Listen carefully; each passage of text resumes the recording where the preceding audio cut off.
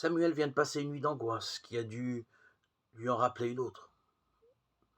Chapitre 3, verset 11.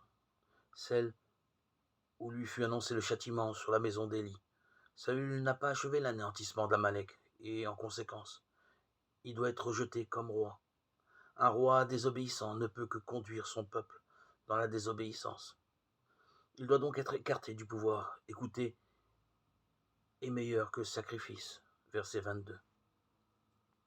La plus brillante action de toute notre vie est sans valeur si elle n'est pas accomplie par obéissance à Dieu.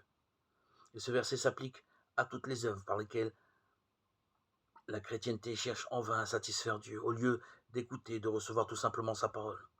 Ici, c'est écouter qui est meilleur que sacrifice.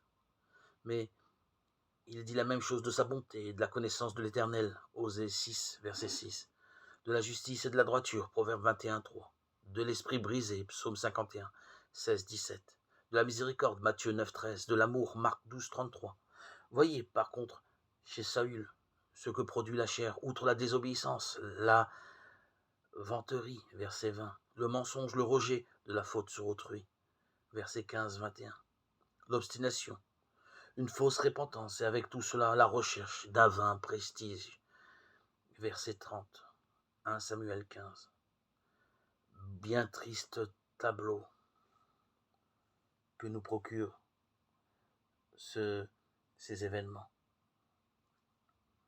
Sans l'Esprit de Dieu, rien, non rien, ne peut amener à la conversion véritable. Ce ne sont que des conversions remplies de mensonges qui sont dirigées par l'esprit de la chair, le sentiment et l'émotion charnelle, et qui ne sont pas de Dieu. La vraie repentance se fait avec l'Esprit de Dieu.